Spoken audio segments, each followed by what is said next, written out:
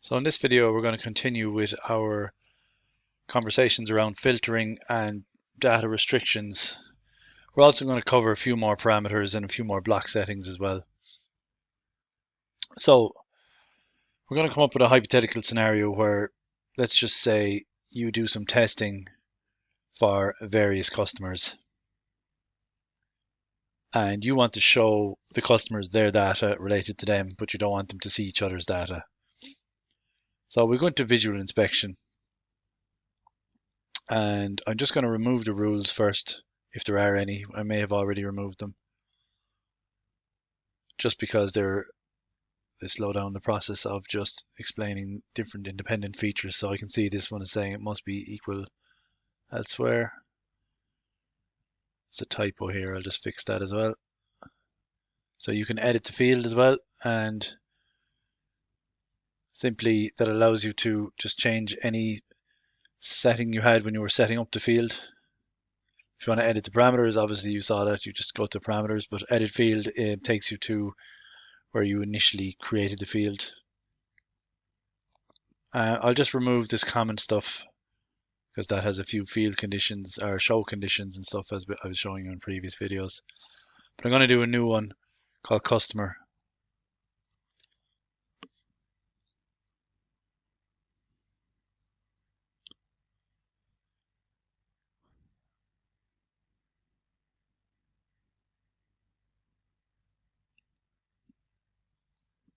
Now,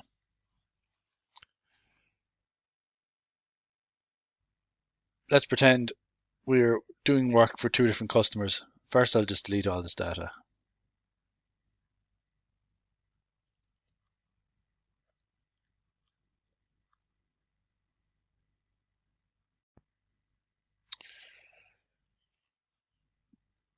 So let's just say one customer is Laptops Inc. Part 001, SN, whatever. And that doesn't even matter. I copy and paste this just so we can do a few records. Laptops Inc. Part 001, 2, serial number, inspection status. And the next one we'll do is PCs for delivery, LTD. These are just two customer names, part 005, another serial number.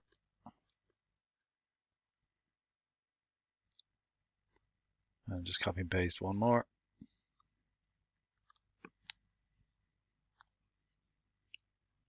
Part 005, serial number. Okay, so we now have 4 records. Now what I'm going to show you is profile filtering. So we want this customer to be able to log in and only see PCs for delivery. There are various ways of doing this, to be honest with you. There's filtering you could do, and there's roles, and there's other settings, but or you could even have a user who has the same account that's the customer. But here's a nice secure way we do it. So I'm going to go to edit mode. We go to customer. We go to parameters. And we'll say apply profile filter. So what does that do? To show you that, what we'd have to do is come back to our users and show you something that I'd skipped over in the past, which was our profile filter, e.g. the user's company, organization, or club name. That's just some examples.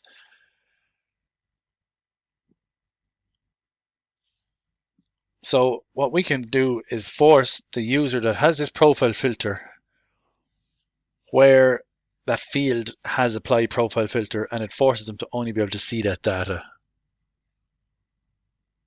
So for example, let's say user 1, doesn't matter.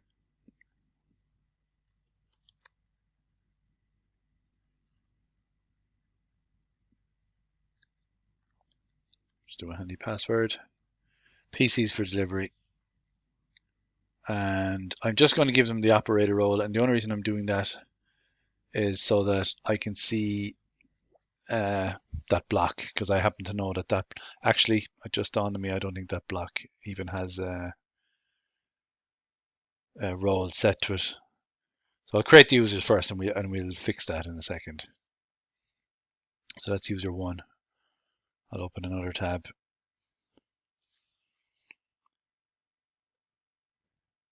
Go to product returns, visual inspection.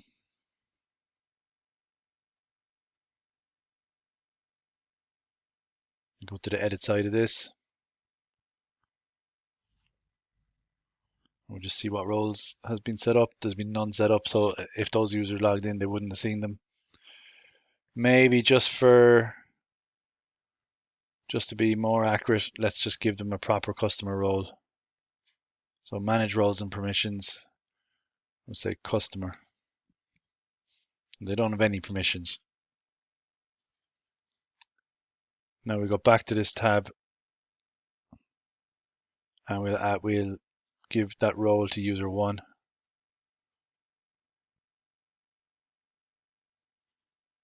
And say customer. This we're going to ignore completely, and we will actually be eventually removing this. This is actually a legacy feature which is no longer needed because of what I'm about to show you.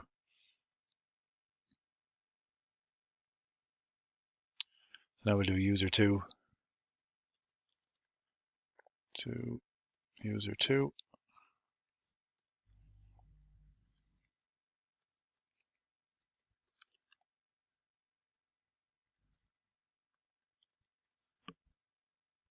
And we're going to pick the other customer name,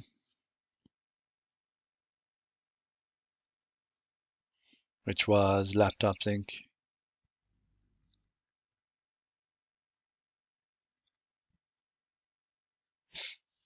And give them the customer role. Actually, I need to refresh the page. I need to do that again because I created the customer role in a different tab.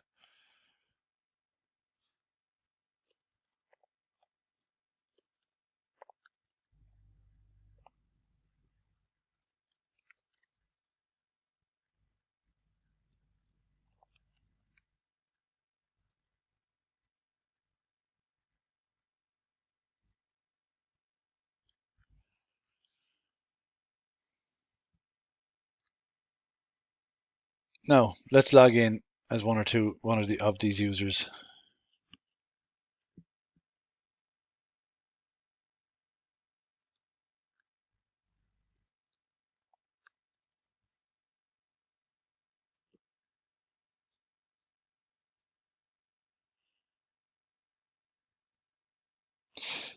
And for some reason I cannot see the module, and it is possibly because I never, oh yeah, it's because I didn't add the role to the block.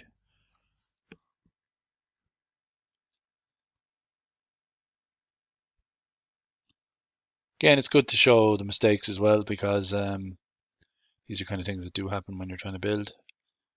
Visual inspection.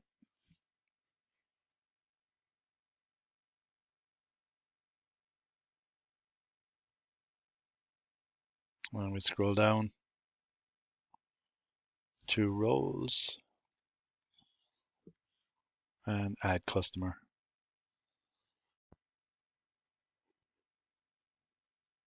So what we'll do is just the first pass at what happens when they log in.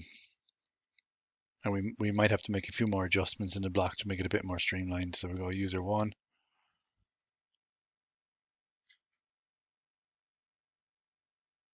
Product returns. Visual testing. So basically, as you can see, it's only loading their data, which is PCs for delivery. So that's how the profile filter works. That it knows that this user has a profile filter set, and this field has a profile filter set, and for that reason we're not loading any other data other than their one. This is a very handy feature for giving customers access to your system, or it's a handy feature for having a hierarchy of maybe, organization and membership in clubs and stuff. Let's just do user two.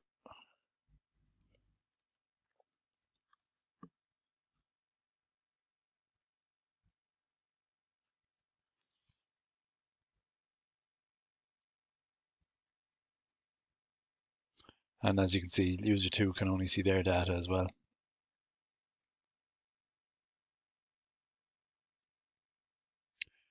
Next thing we're going to do is look at some of the data restrictions. So I'll go back in as an admin.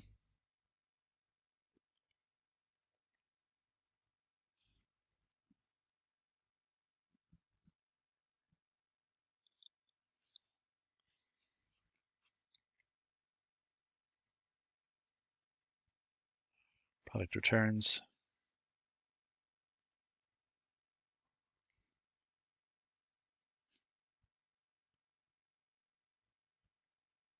And visual inspection.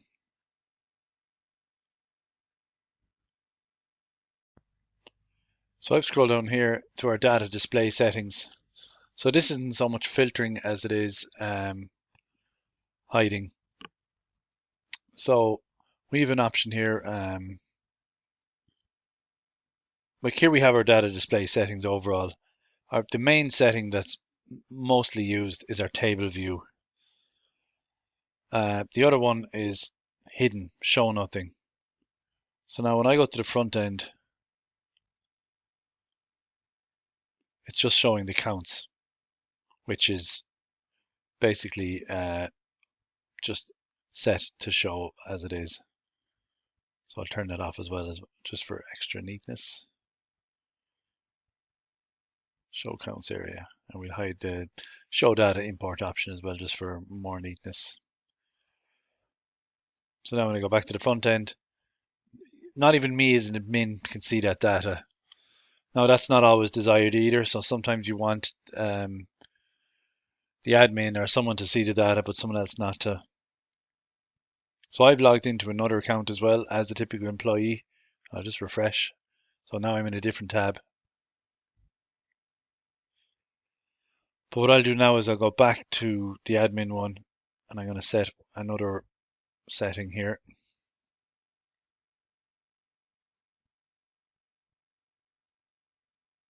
Which is, this tick box only appears when you click hidden, show nothing. So allow admin, or those with permission, can see hidden data section in block to see the hidden data results.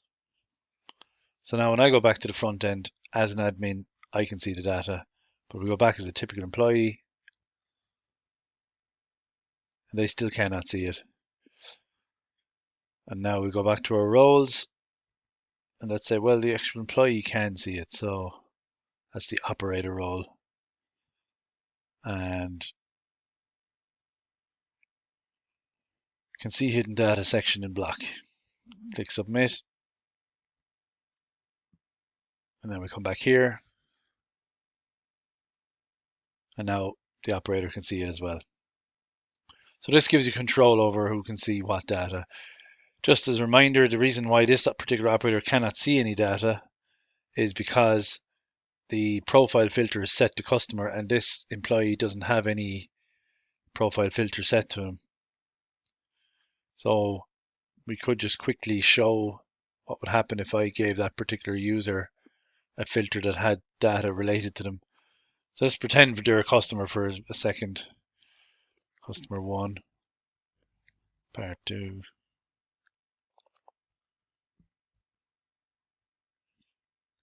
So refresh here, and we're still going to see nothing, obviously. But then we say, well, actually, they do have access to that data. So now we come back, manage users, and that's the typical employee or the employee account. Profile filter and customer 1.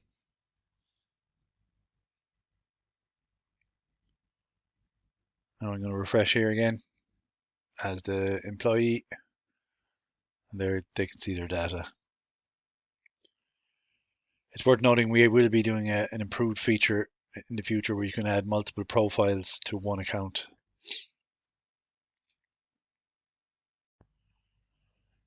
So going back to our block, we're going to cover just a few more very basic field parameters.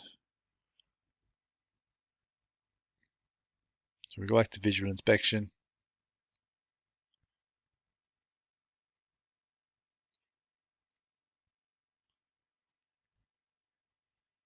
And just to keep it neat, I'll remove the profile filter one. So the next one is submit data using this field. This can be quite handy. So what this is it's often for people with scanners. So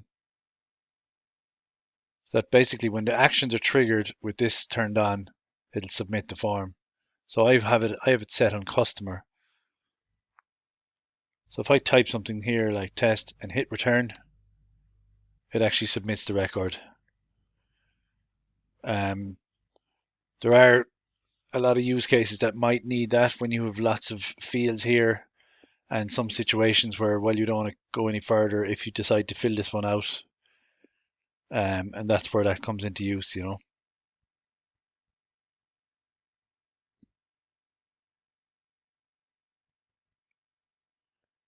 So we'll just remove that one. Another very useful one is focus on this field after form submission. Um, so the default behavior is that the cursor goes back to the first text field on the form. Again, this is not always something that someone might want. So let's just put it on serial number, for instance.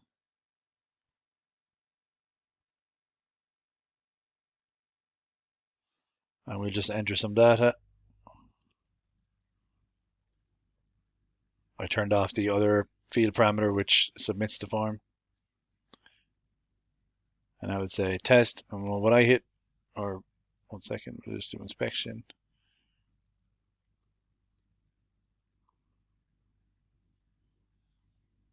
And now it brings us back to test. As you can see, there are various reasons you might want that.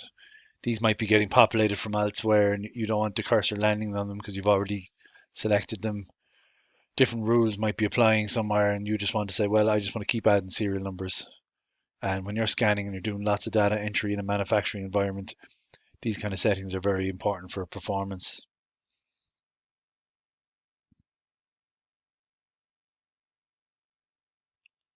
So we'll keep going with our parameters.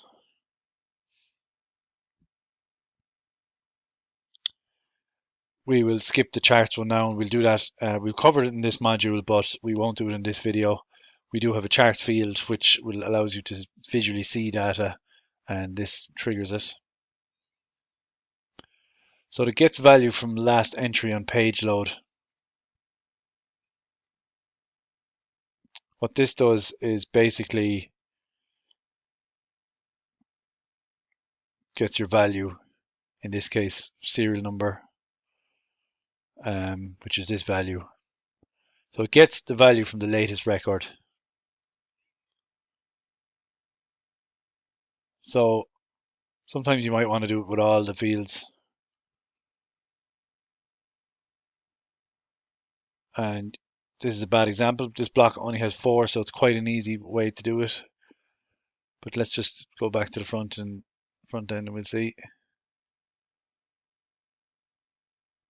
I put it on part, but the problem is the part didn't have a value. As you can see, NAs. Let's just do one more entry. Test customer part serial,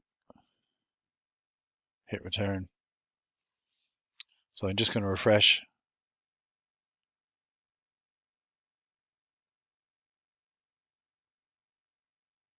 And as you can see, it got the part and it got the serial number. Sometimes you want to do it to all the fields. And sometimes you might have very big blocks. You might have 30 or 40 fields. So it's not very feasible to be clicking this parameter for every single one of them. So I'm going to turn them off here and here. So that was the part and the serial number. We're going to go down to a setting we have, which is get latest data on page load. And that basically applies it to everything in the block. So now, as you can see, it loads everything in one go. And don't forget, we have the keep data for an extra entry rule, which allows you that if you submit, you can get to keep some of the values that you might want after submitting. Continuing with our field parameters.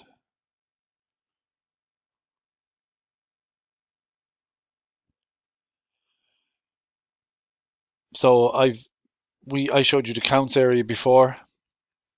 Well, first we'll go to this one, prevent data from being saved. So sometimes we're going to have fields that just have maybe information. So let's just do plain data, for instance. Test display. No, what we'll do is logged in user information. So we're going to say let's get their full name.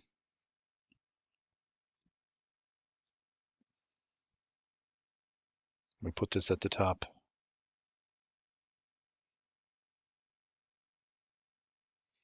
And change the field name, just the full name.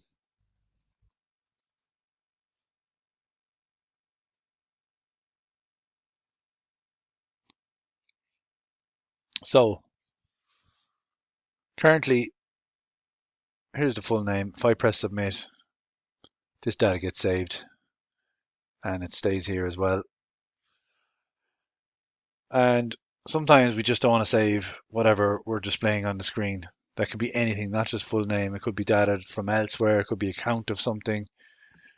It could be what you see, what you get content. So for that reason, we use prevent data from being saved. And that will never save a record of it in the database. So now you can still see it on the screen, but when I hit submit, we have NA. There's no record. It's not applicable. Still has the old records. So all this does is prevent new savings of data. It doesn't delete anything in the past, or it doesn't hide anything that's already there.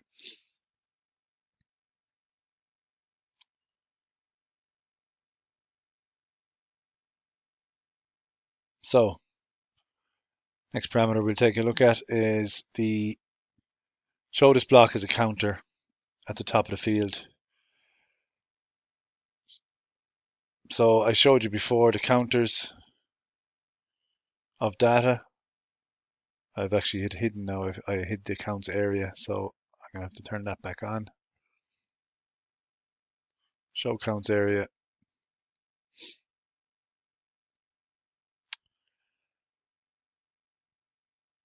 So as you can see down here, we have different counts for different things. So we have 3 of these, 1 of these, 1 of these, 2 of these. Customer is a nice one. We have test customer. We have 3 of them, 2 of each of these. So we were aware of that before, and I showed you that in the first or second module.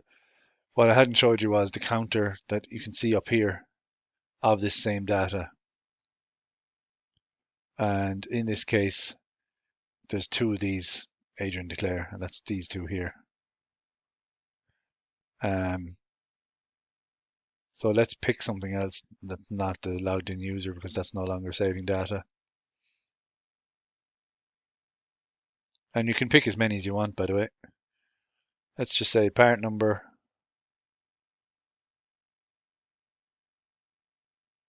and customer.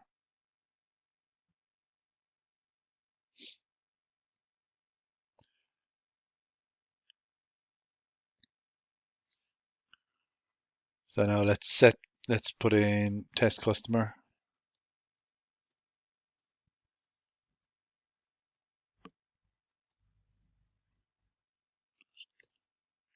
And it instantly tells you how many.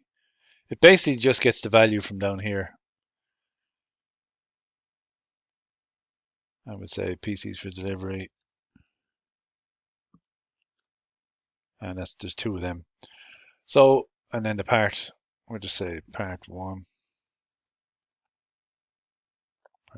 Part 2, there's one of them. Part 001, there's one, and so on and so forth. There'll be 3 of these. The only downside of that feature is uh, it can be quite slow when you have a lot of data because it's trying to do counts every single time you're entering a record and you're loading the data. Because every time you enter a record, the data loads. And that can get very slow when you have hundreds of thousands of records and it's trying to count them every single time when it loads the data. And for that reason, we actually have a setting that turns it all off. So what that is turn off live counting as a result of results.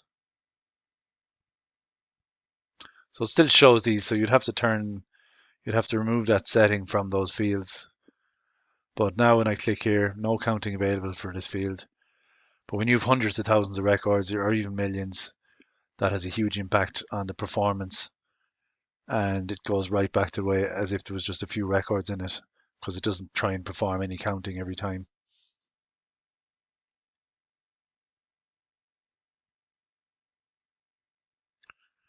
So I'm just going to go back to that field parameter. There is one other setting before. I was going to turn it off, but I'll show one other setting. So count the current input on the counter. And I'm just going to also turn this back on again. And same with this one, or which one, part number, I think. Count the current input. So sometimes we had clients who felt that the number was incorrect because, for example, if I put in test customer, now it's saying 4. Why is it 4? It's these 3 plus this one. And the reason that's important is, for instance, supposing you're stacking a pallet and there's 50 units and you need to know you're on the 50th one. And if you're not thinking like that, then you're going to have you'll have 49 here even though you're on the 50th one. So that tells you like exactly the amount you're working on, including the one you're working on. Again, there's other ways to do this now. Like I've showed you in previous videos, to populate total count from other blocks or even the same block. So as a result of that, these 2 field parameters and that setting as well that turns them off isn't something that we recommend using too often, unless you don't think you're going to have that many records or unless you're deleting the records quite often. It is nice. It does give you an instant count live as you're typing, but like I said, the downside is performance.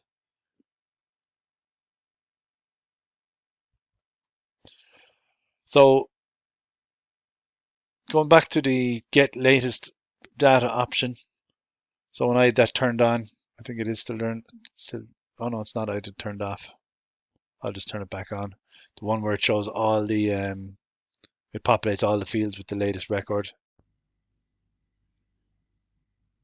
It is actually turned on. I just realized it's because these are empty records I was submitting. So I'll just delete some of these.